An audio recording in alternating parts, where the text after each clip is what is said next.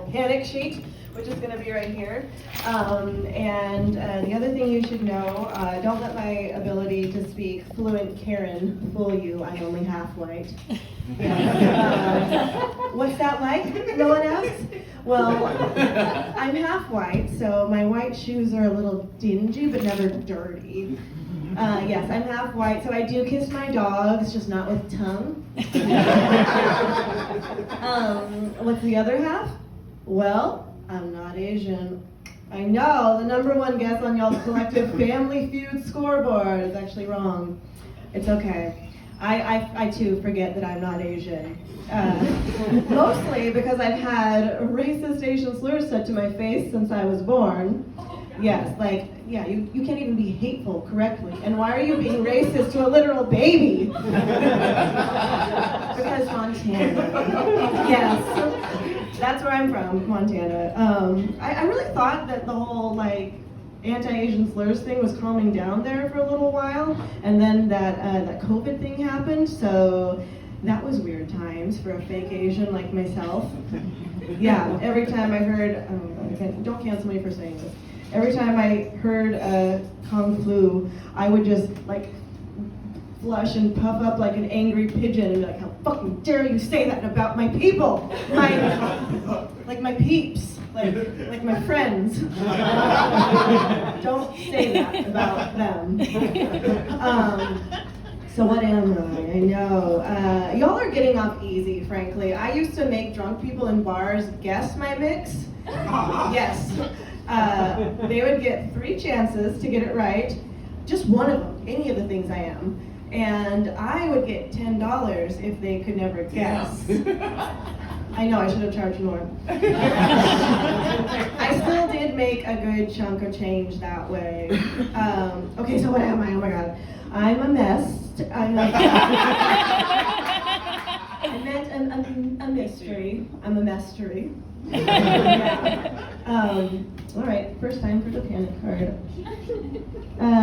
Yes. Trust and believe. I know. In New Orleans, I look fairly white compared to a lot of the population, but the shit is confusing. Like, for most of my life in Montana, I looked exotic. And here in Portland, I look like a diversity hire. But in Mexico, I look like a Mexican. Just one who can be on a telenovela on TV, yes. Now you all know, who didn't know before, the term TV Mexican. Yes, ones who are this color. Yeah, but during COVID, y'all, like, if I covered up my eyes and my mouth, just my whole face, really, if I walk into the club skin first, oh, I could get away with some Karen-ass shit, y'all. I was putting the cocky in Caucasian. Seriously, I could just like walk into Whole Foods like I own the place, like straight cut the checkout line and like go up to the cashier and demand to see the manager, like make shit up, ask to know why the Valencia oranges were stacked so poorly. You know, just need to know if the kale was actually vegan. I don't even eat eggs, and I would ask them if the eggs were from chickens who went to public or private school. Yes. Yeah, if that pandemic went on any longer, I could have become a real monster. Except for that I'm gay, so I am always a monster. How many of y'all are some flavor of queer? We got it. Yeah! We had that question before, but it was not as enthusiastic. So here's your chance to be as loud as you want. Yell out, whatever you are. Whatever flavor you are. What is it? All of them. Same time. Yes, me too. All of them. Yes. My gender and sexuality are like an expensive ass boutique. If you have to ask, you can't afford it. But trust, yes, I know what I am. I'm just queer in general, all of them. But if there's any, I don't think there are, if there's any straights in the audience, that's pronounced LGBTQI ABCDEFG OMG. It just keeps going.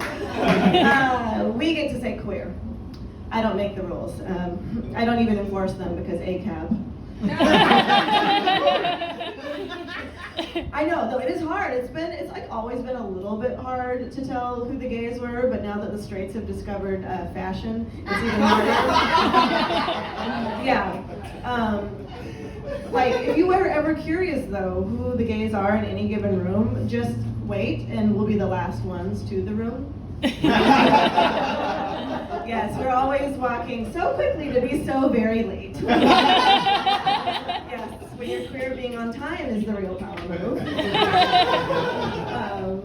Yeah, no, it's hard, though. Like, another good way, okay, if you don't have a great sense of gaydar, and you really want to like sweat your cute flamboyant cousin and get them out of the closet. Granted, not if they're a lesbian, because they will totally throw off the data for this.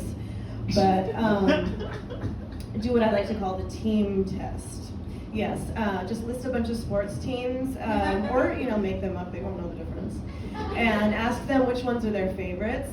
Be like, yeah, for the Super Bowl this year, I'm really into the Buckeyes and the Fighting Irish, or the Fighting Geese, or the Buzzcocks. Like, yeah, throw a band in there and see if they even notice that half of them weren't actual teams. Be like, yeah, but for the basketball world hoops, I think I'm going to back the Steelers and or the horses. Or the Fenties, yeah, throw a makeup band, and when they perk up, be like, I fucking got you, bitch. Another great way, though, to tell who the gays are is to do this right here. Tell them jokes, we'll out ourselves.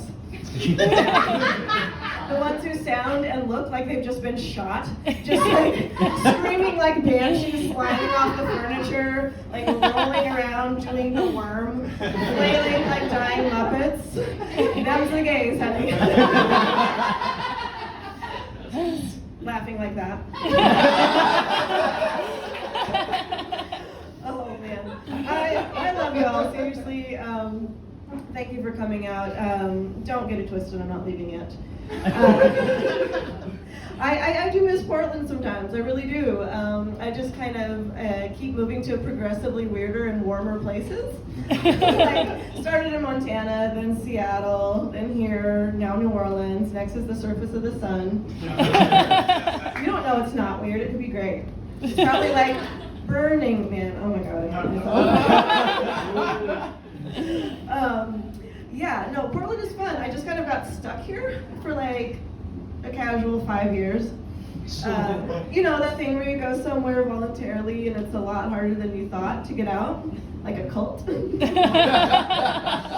Yes, Portland is like a cult built on the trinity of homemade kombucha, artisanally aged Carhartt overalls, and microaggressions. Just quirky hippie things. I can get down with some hippie nonsense, honestly, but I do draw the line at homeopathy. I do. I'm sorry. I know it's controversial. I am homeophobic. We all know what homeopathy is, right? The belief that the more diluted something is within a solution, the stronger it is. Yes, it's all very scientific. You can actually do it yourself. You just put a bottle of water on a table and walk by it, don't look at it, and just whisper under your breath, chamomile. Boom, you can go sell that snake oil at the farmer's market for like $20. Yeah, no, I'm a little witchy, I am, a little woo-woo. I'll rub an egg on you, whatever. For friends that understand that, I'm so sorry. Probably they're like, hi, do you want Olympia? Like, I can do Olympia, do you want one?